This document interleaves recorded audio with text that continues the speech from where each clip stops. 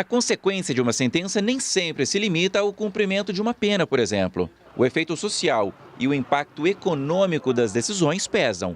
Quando um município é obrigado pela justiça a pagar remédios e tratamentos que não estavam previstos, ele tem que refazer as contas e readequar o orçamento. É o consequencialismo judicial, tema das nossas reflexões.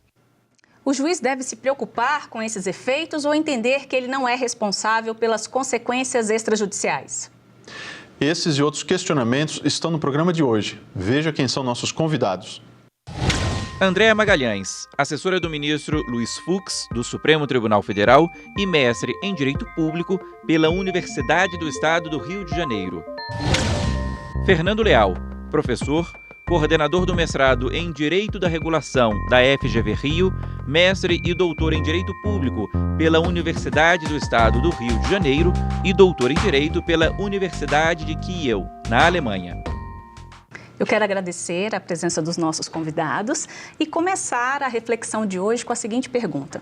No momento de decidir, o magistrado, ele tem que levar em consideração aspectos sociais, políticos, econômicos, ou a atuação deve estar vinculada à lei? Eu diria, eles consideram. Pesquisas feitas no início dos anos 2000 pela Associação de Magistrados Brasileiros, algumas coordenadas pela Maria Tereza Sadek, outras por economistas como Armando Castelar Pinheiro, expuseram o juiz a essa pergunta. Você, quando decide, de fato, considera consequências econômicas, sociais ou políticas das suas decisões, e muitos, significativamente, uma margem significativa de respostas foram positivas. Sim, de fato, os juízes pensam nas consequências.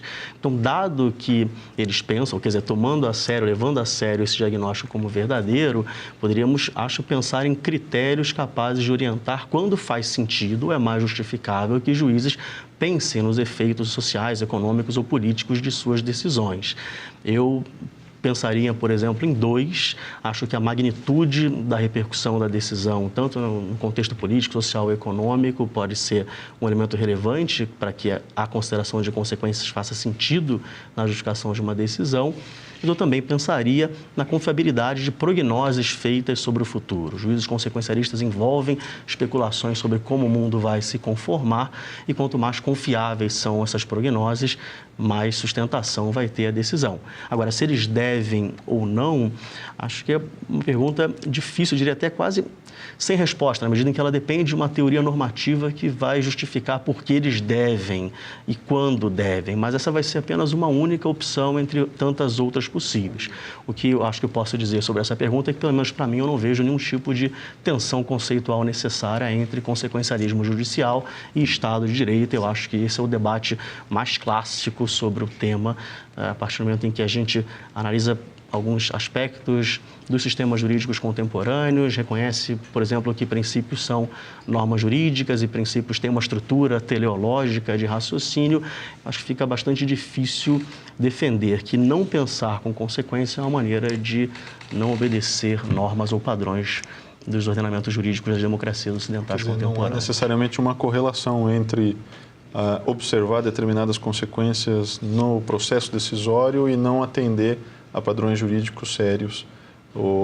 Isso, obviamente, depende muitas vezes da concepção de direito até que cada operador do direito tem, né? Agora, a Gisele falou aqui das questões econômicas, né? das preocupações com questões econômicas que o juiz eventualmente tenha. No momento de crise econômica, isso não acaba sendo, de alguma maneira, até extrapolando um pouco mais ainda, vamos dizer assim, o consequencialismo, ou enfim, uma percepção diferente? Bom, um prazer estar aqui, agradeço muito o convite.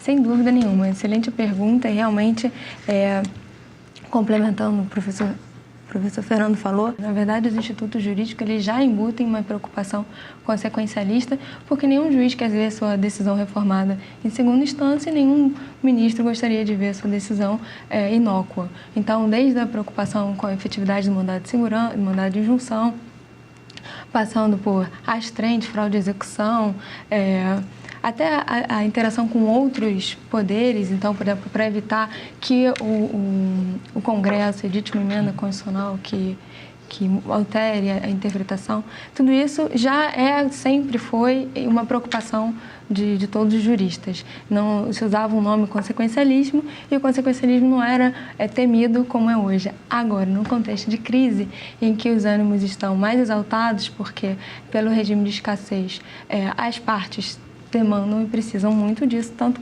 quando vemos questões tributárias, que a Fazenda precisa muito desses recursos para poder garantir os serviços que presta, assim como as empresas estão falindo e nos serviços mais dos jurisdicionados também temos várias vicissitudes. Então, na crise, essa questão do consequencialismo fica ainda mais sensível. Não que ele já não considerassem isso antes, mas agora há um destaque maior, porque o impacto, sobretudo econômico, a consequência econômica por um custo de oportunidade é mais relevante. Então, a crise ela é como se ela calibrasse o impacto econômico das decisões. Então, se antes já seriam e sempre foram valoradas, na crise isso se torna hiperdimensionado. Mas não acabaria que o juiz atuaria como um visionário, prevendo, na verdade, o futuro? Não há um certo perigo, né, de se prever errado, por exemplo, e aí as consequências imaginadas acabam que não são alcançadas? Eu queria aproveitar a pergunta da Gisele também para fazer essa meia espécie de questionar essas concepções. Será que o juiz, ao abordar o futuro, né, eventuais consequências a partir de um cenário de crise ou a partir de um cenário social decadente, precário, será que o juiz ele também não se coloca numa situação de perigo? Quer dizer, o próprio judiciário não está numa situação de extrapolar a sua função jurisdicional? Quer dizer, na verdade, o que eu queria perguntar para os dois é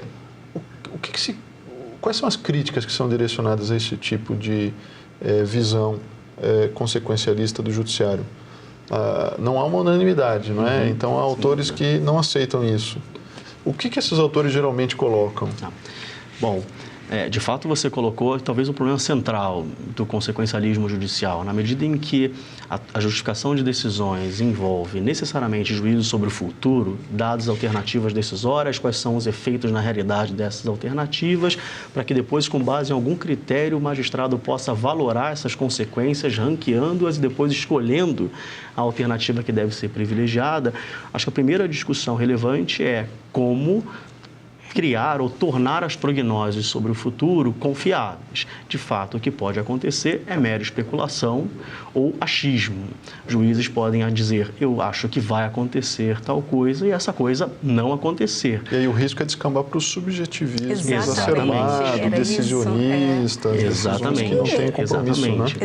O argumento ad terrorem de quanto aquela decisão vai custar para os cofres públicos é o mais recorrente e raramente vem fundamentado com uma pesquisa empírica. Enfim, esse é quase um esforço de autolegitimação da decisão, é quase um apelo para a evidência. As consequências vão se realizar de maneira tão evidente que o cenário vai ser catastrófico, por isso devo privilegiar ou não essa alternativa de decisão. Só que as incertezas relacionadas a juízos consequencialistas não acontecem só nessa etapa de realização de prognoses sobre o futuro, né? As etapas de valoração também são repletas de problemas. Essa dimensão que eu vou chamar de descritiva ou positiva é a mais, de fato, problemática, porque sequer envolve necessariamente conhecimentos jurídicos, saber qual vai ser o impacto financeiro. Pensem, por exemplo, na questão dos planos econômicos. Sim. Qual vai ser o prejuízo real, qual vai ser o impacto da decisão se o Supremo Tribunal Federal disser que os planos são incompatíveis com a Constituição. Os números podem variar de mais ou menos 8 bilhões a 1 trilhão de reais. Mensurar, né? Então, qual é o impacto real? E a valoração que vai justificar a decisão depende, obviamente, da confiabilidade dessas prognoses. Mas na dimensão que eu vou chamar de normativa, que envolve propriamente a tomada de decisão jurídica, é possível ainda pensar em outros problemas, como, por exemplo, quais são os critérios de valoração? São critérios subjetivos, eles têm que estar amparados no ordenamento jurídico? Qual é o sentido dos critérios de valoração? Às vezes os critérios podem até ser claros, mas, por exemplo, definam o que é dignidade humana, qual o sentido de eficiência que vai ser privilegiado, ou moralidade. E, finalmente, como resolver conflitos entre critérios de valoração que incidam no mesmo caso. Às vezes, um critério de valoração faz com que o magistrado tenha que privilegiar a solução A, outro critério de valoração de consequências faz com que ele tenha que privilegiar a solução B. Então, esses também são problemas, eu diria, mais propriamente jurídico-normativos que estão por trás de um juízo consequencialista. Agora, quando o juiz faz isso, quando o judiciário assume esse papel, a gente pode dizer que ele se torna também um agente político, quer dizer, tem uma dimensão... Isso é uma dimensão política ou isso ficaria na dimensão jurídica numa nova visão? A dimensão política, eu acho que ela é inerente à atividade jurisdicional. Ele não consegue, com o poder político, se dissociar disso. Até porque, sobretudo quando nós voltamos os olhos para o Supremo, para a atividade jurisdicional da cúpula, a repercussão disso para toda a sociedade, ela é muito mais ampla. Então, no contexto de crise, voltando àquele seu outro ponto, não decidir seria manter o status quo. E o status quo tem consequências que severas, como já vimos. Exato, também é uma decisão.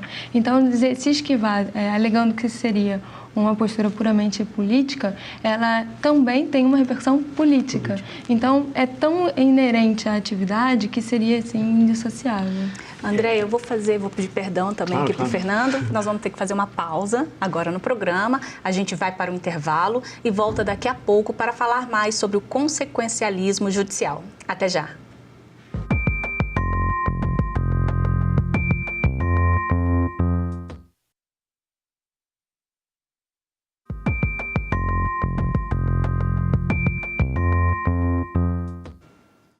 O Reflexões está de volta e discute hoje as consequências extrajudiciais de uma sentença.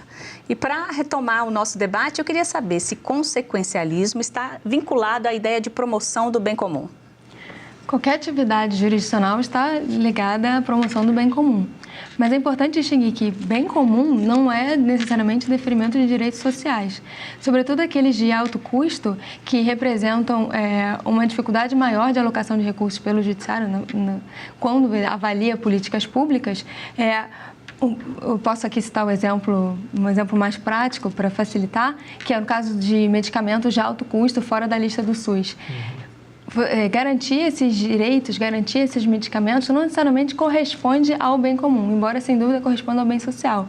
É uma avaliação muito difícil, tanto que o julgamento ainda não foi concluído, porque tem várias ponderações consequencialistas de médio, longo prazo, imediatas ou sistêmicas, que tornam a questão mais difícil. Mas o bem comum, ele é sempre visado. Seria importante diferenciar, primeiro, aquilo que é próprio do discurso de justificação. Então, o magistrado que toma uma decisão com base nas consequências sociais e econômicas, muito provavelmente está convicto de que aquela decisão promove efetivamente o bem comum, mas é preciso que a gente chegue a algum tipo de acordo prévio sobre qual é o sentido relevante de bem comum, porque dependendo do que esteja sobre a mesa como sendo bem comum, aquela decisão pode ser uma ilusão.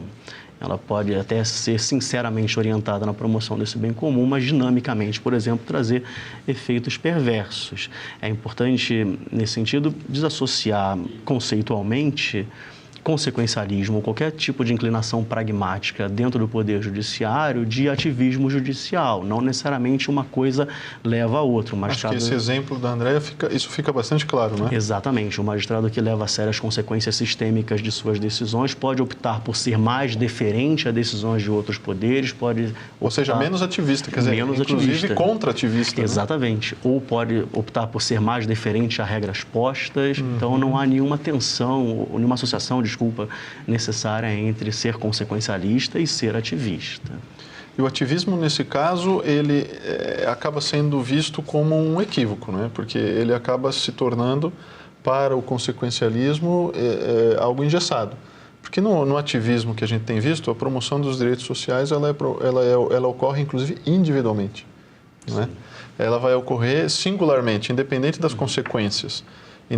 Independente de se isso vai impactar o Sistema Único de Saúde, vai impactar o orçamento do município, se vai impactar, eventualmente, até a própria política soberana do país. Né? Nem estou me posicionando a respeito, simplesmente é uma constatação. Né? E já no consequencialismo, a gente tem a preocupação, a gente poderia dizer, sistêmica.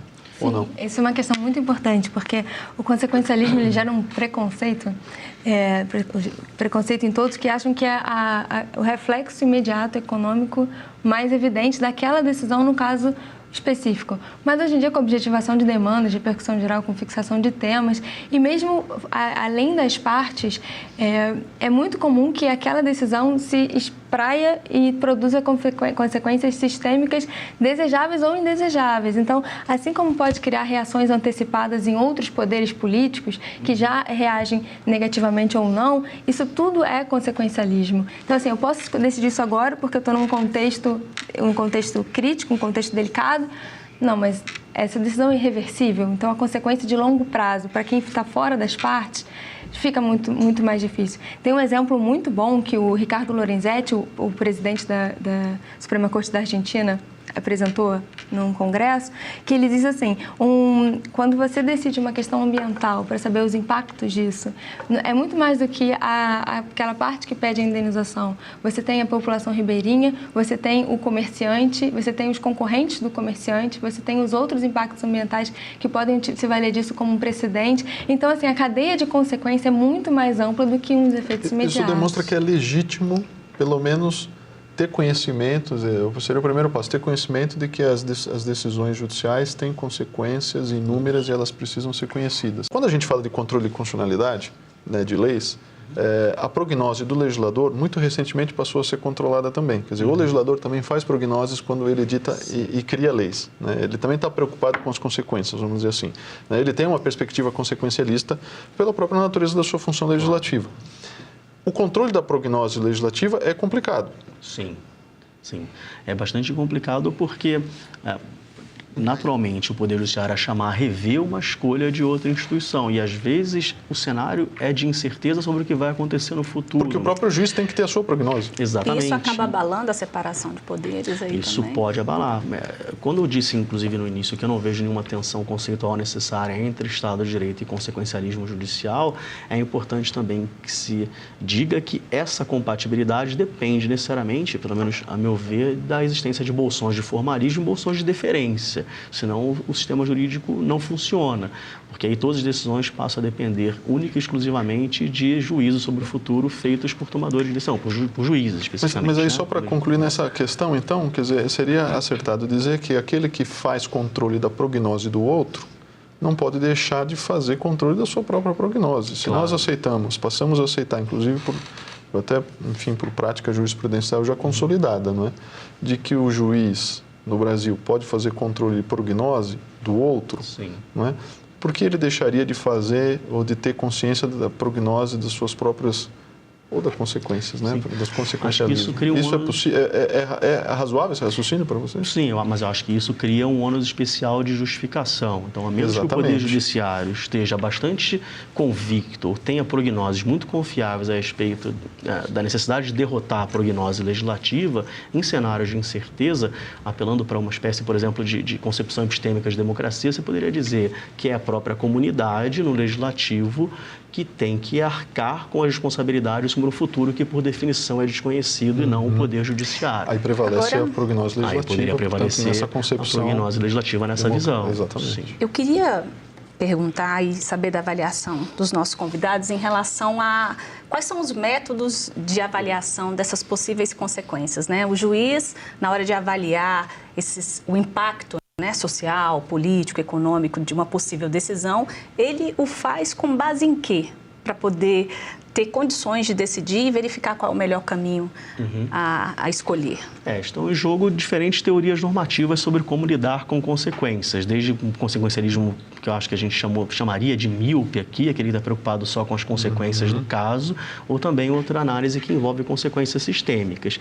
Com que os tomadores de decisão deveriam estar preocupados quando fazem juízos prospectivos? Com confiabilidade das prognoses, com a eleição de critérios de maneira clara e que vão se estabilizar ao longo do tempo, porque de nada adianta tornar o critério de decisão claro, mas só no momento da decisão, havendo variância ao longo do tempo, e também com valorações que possam ser minimamente confiáveis, como há muitas teorias, há muitas possibilidades metodológicas à disposição capazes de orientar esse julgamento. É a própria legitimidade do consequencialismo, né?